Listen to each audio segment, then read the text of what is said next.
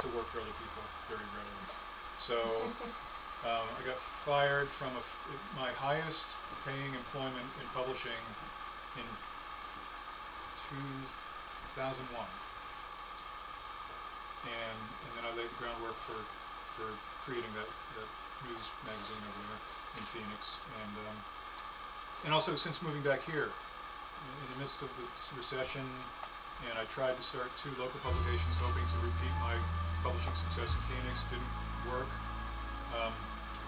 I had begun developing different products back in Phoenix. I created this version, if anybody knows Aveeno products, oatmeal based.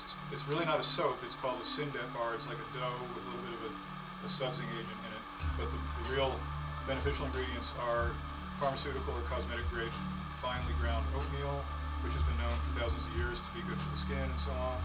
Aloe vera juice, China white clay, and even a little bit of diaper rash on it. So vitamin E oil, vitamin C, good stuff. I spent weeks carving the logo for it. It's kind of faded out on the soaps itself. These soaps are old, they're a little bit over cured. This is what it's supposed to look like, only a little smoother. I put a little too much regular oat flour in it. But this is the logo, which I trademarked for several years, and then I lost it. I kind of gave up, maintaining the trademark. Also back for years, my favorite style of pickle is the so-called New York deli half-sour Jewish delicatessen, which is usually, some people use a little bit of vinegar in it, but it's traditionally really just a brine-cured, fermented cucumber pickle called half-sour because in its initial weeks, it's very cucumbery and fresh and crunchy, and briny and spicy, garlicky, but it gets sour in the same manner that sauerkraut does through malolactic fermentation. And people are amazed at how sour it gets with no vinegar, but that's, it's the same thing as sauerkraut. Those are over the hill. They're a little too soft, a little too sour, not terribly palatable, but they won't hurt you. And if you want to get it, it's hard to get good cucumber pickles this time of year. They come from Mexico, and they usually get frostbitten on the way, and then they start to rot instead of fermenting. So these are the last. So these are the last of a good purchase of cucumbers before they became not so good anymore. This is a brochure for all my products.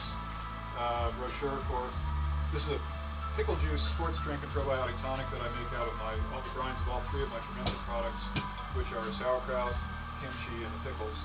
And I market it as a sports drink, probiotic tonic, and even a craft cocktail mixer. There's a recipe on the label for making a Bloody Petey, which is a modified Bloody Mary. What is it, a bloody what? Bloody Petey.